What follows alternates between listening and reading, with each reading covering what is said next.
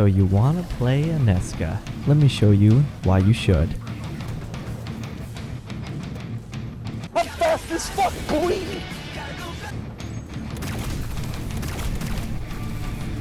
Knock him back! NANI?!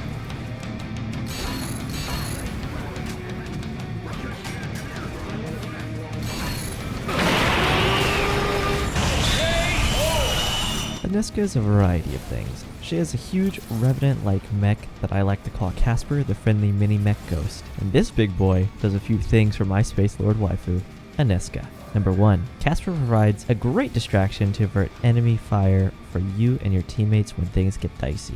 Number 2. Not only that, but he lets Aneska use an alternate fire mode for her guns, with each one doing different things to spice up her gameplay and strategies. Number 3. Casper provides any additional DPS for Aneska's kit, since he occasionally hacks and slashes enemies away with his sword. Number 4. My favorite part, he likes to strike the fear of God and anime into his enemies. Casper is any Aneska's best friend.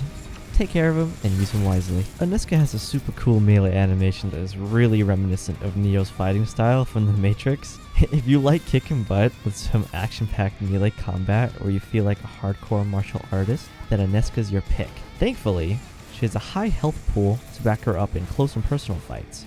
And with the right perk cards, you can certainly keep the fight going for much longer, since she has a few cards that will heal her if you meet the desired requirement, such as picking up her mech's healing core from fallen enemies, or being in the area of your mech while he is up and nearby. I believe this is one of the many things that helps Aneska be so versatile with her combat, since you could totally go have a blast messing up all your enemies with just your fists. And the best part is, you'll always have your weaponry to back you up. In every situation too. So speaking of that, let's talk about our weapons. Aneska's first weapon is the Atlas G620. This weapon shoots 3 little blue balls that explode after a very short time on any surface or enemy. This weapon actually causes pretty good damage if you manage to hit your enemy before they escape the radius of the blast. But be careful, you can damage yourself with this weapon. The secondary fire with this weapon is actually super cool, but unfortunately not the strongest when it comes to damage. With the Atlas's secondary fire, you actually shoot a flare that unleashes a barrage of mini rockets from your mech, and they rain hell on the desired area. This is actually great for stunning enemies or just ruining a few of your enemies' days. Her second weapon is actually very cool and definitely the most different between all 3. It's called the Ionizer K23. This bad boy is a long-range rifle that lets Aneska enter ranged combat unlike her other 2 weapons. The Ionizer charges an enemy once it lands a laser bolt onto the target, which in turn lets you make your target explode with the next shot hit. This is pretty strong and great in any situation. The big bonus to this weapon is honestly the ranged opportunities this opens up for Aneska. Now her secondary fire with this weapon launches a flare just like the Atlas, but this time it creates a large purple ionizing ball that will sit there forever till you remove your mech from combat or it dies. This ball will do tick damage and charge any enemy within the sphere automatically, as well as do bonus damage to any unlucky enemy to be hit by your gun while in it. Aneska's third weapon, the Invicta, is probably my favorite weapon out of the 3. The Invicta creates mini suns that float in the direction you shot, but there's a twist. They ricochet off walls and bounce around, which lets them grow in size and alter in color up to 3 different tiers. The first tier is bright yellow and is the initial shot that comes out of the gun.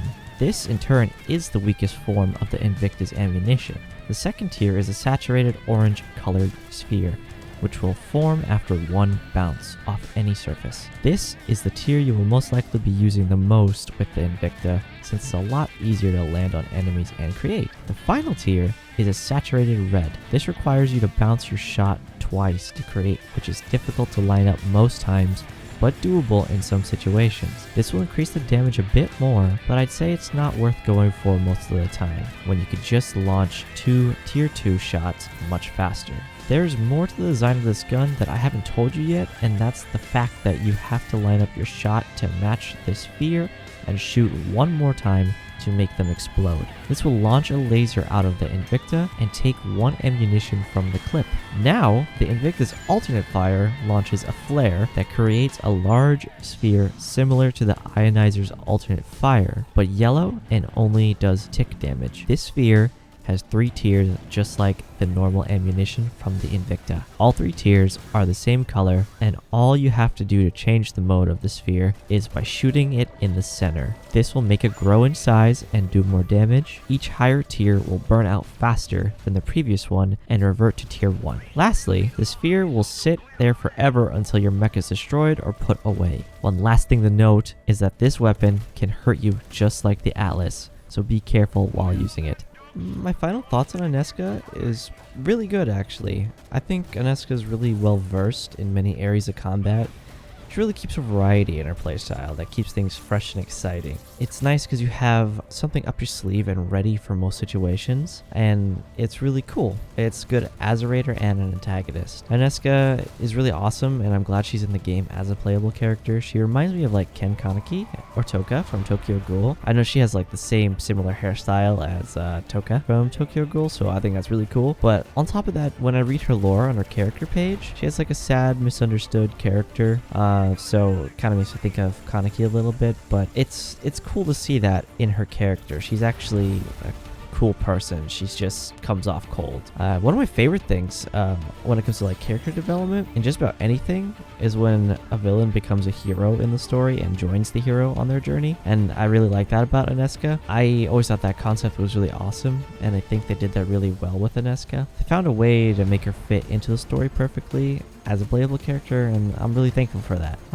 Other than my thick queen Aneska, I just wanted to thank you all for watching. I plan on making these not for guide purposes, but for fun. I want to show what a character in Spacelords can do and what's cool and unique about them. I don't want to do anything else. I want people to gravitate towards them for who they are in the game and just have fun. I plan on making more of these for every character depending on how well this gets received.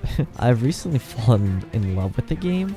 Mercury Steam made a beautiful game called Spacelords, and I'm super thankful for that, and I just plan on making more content for it. If you guys like the video, please leave a like and subscribe. That'll really help me know if you guys are interested in this content, and this way I can make more. And that's really it. I just wanted to thank you all again, and weeping out. Adios.